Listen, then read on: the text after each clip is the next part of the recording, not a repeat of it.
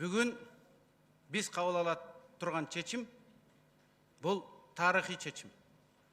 Бүгін біз Қырғызстанда диктатураға жол бербей тұрған чечимди кабыл алабыз же кабыл албайбыз. Эгерде биз бүгүн лежачего не бьют, анан кетери кетти, Атамбаевдин өч алуу болуп атат деп ар кандай шылтоо менен уруксаат бербей койсок, анда биз мындан ары тарых астында ушул мыйзам бузса болот.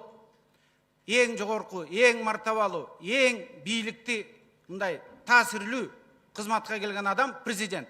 Мындан ары эч качан эл астында, мыйзам астында жооп бербейт деген аксиоманы прецедент катары мыйзамдаштырып коебуз. Кеп, урматтуу депутаттар, Атамбаевда эмес, анын персонасында эмес, кеп президент деген институттун жоопкерчилигинде. Бүгүн Кыргызстанда бардык саясат, бардык бийлик президенттин колунда экенин кимибиз андай эмес деп айта алабыз. Эгерде Атамбаевдин колунда азыр прокуратура, ГКМБ, сот, парламенттеги эң чоң, эң күчтүү фракция болгондо, бул маселе күн тартибине коюлмак эмес. Ушуну айта коем деп Каныбек Иманалиев бир айдан кийин соттолуп кетмек Текебаевтай болуп. Анткени прокуратура, сот бир колдо болгон. Ошондуктан Атамбаев болуп турганда бул импичмент маселеси өткөн эмес. Бүгүн өтүп атат. Анткени Атамбаевдин катасы эң чоң катасы. Ошонча жыл саясатта жүрүп, оппозицияда жүрүп, бир чоң катасы бүгүнкү күндү тарыхты ойлогон эмес. Ал ойлогон прокуратура, сот, парламент, мага лояльный болгон күчтөр менин тегерегимде өмүр бою болот деп ойлогон.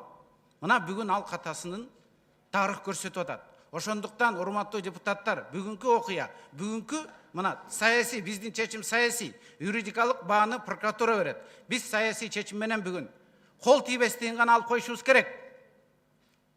Кол тийбестик бул анын мындай кылмыш жоопкерчилигине тартылбайт деген сөз. Ошондуктан биз бүгүн кол тийбестигин алып, мыйзам астында баары бирдей деген принципти, неотвратимость наказания деген принципти, 6 миллион элдин укугу бирдей деген принципти орнотсок, мындан ары прокуратура өз сөзүн айтыш керек.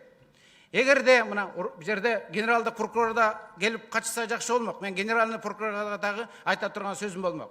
Эгерде Маевскийдай кылып бирөөнүн жаласы менен сот мындай иш козгосо Атамбаевга, эгерде Канат Исаевдикиндай кылып 9 жыл, 10 жыл мурунку ишти алып чыгып козгосо, эгерде бир туура мындай адвокатский лицензия менен Салянованы соттогондой соттосо, мен биринчи болуп Атамбаевдин укугун колдоп чыгам. Мыйзам бузулуп атат, процедура бузулуп атат, далил жок деп. Анткени, урматтуу депутаттар, урматтуу ушул генералдык прокурор, мындан кийин бул иш резонанстуу иш, бул эң чоң мына постсоветтик мамлекеттеги биринчи же экинчи резонанстуу иш. Мына азыр дүйнөлүк прессанын баары жазып атат. Көп дүйнө коомчулугу бул окуяга көңүлүн буруп атат. Парламент лишает неприкосновенность президента деп. Ошондуктан муну журналисттер, укук коргоочулар, эл аралык уюмдар, жалпы 6 миллион эл бул окуяны аягына чейин көзөмөлдөп карап турат. Ошондуктан прокурор, генералдык прокурор жеке ишти көзөмөлгө алып, ар бир следственный мероприятияны, ар бир ишти кынтыксыз аткарыш керек. Кичинекей бир шек жаралып калса, анда генералдык прокурор уят болот. Анда президент уят болот. Өзүнүн баягы кайма чыккан оппоненттин соттотуу иди деп. Ошондуктан бул жерде мыйзамдын жогорку күчү орноп, мыйзам кынтыксыз иштеп, эгерде Атамбаевдин күнөөсү болсо жоопко тартылыш керек. Эгерде бир дагы иш далилденбесе, тийиштүү мына мыйзамда кандай болсо далилденбесе, анда ал акталып чыгыш керек. Биз болгону кол тийбестигин гана албатабыз. Таза оюн болсун, таза эреже болсун.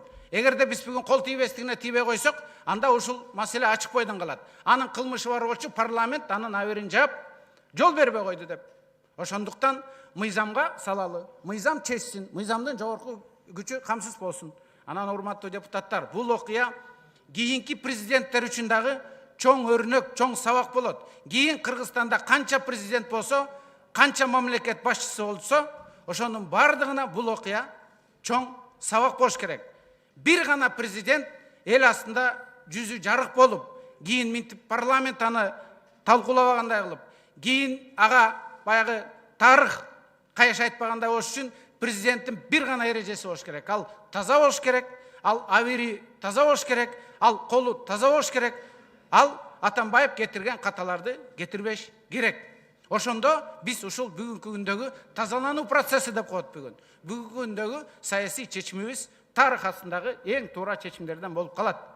Кеп ал жана Кандыбек Иманалиев айтпады 6 күнөө деп. 6 күнөө бул жана инициативный группанын гана күнөө койгон айыптоосу. Биз бүгүн сиздер менен тергөөчү эмеспиз.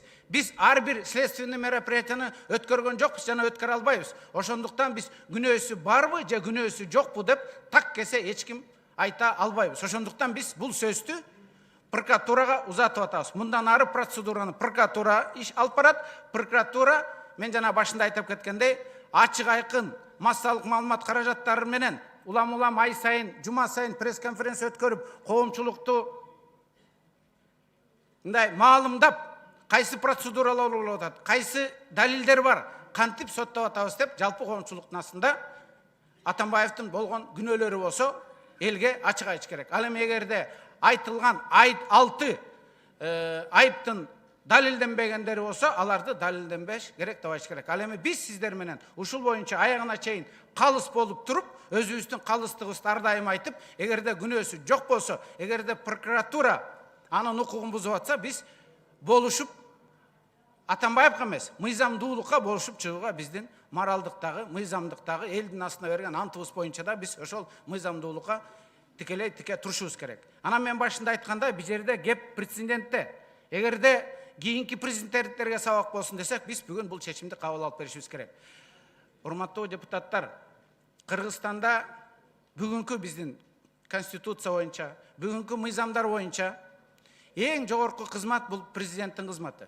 Президент мыйзамды бузбаса, президент өз билгенин кылбаса, президент жанагындай Атамбаев түзгөн прецеденттерди түзбөсө эле, бардык вертикалда, парламентте дагы, аткаруу бийлигинде дагы, күч органдарында да, сот органдарында дагы мыйзам бузуу токтойт. Ушуга ишенип койгула.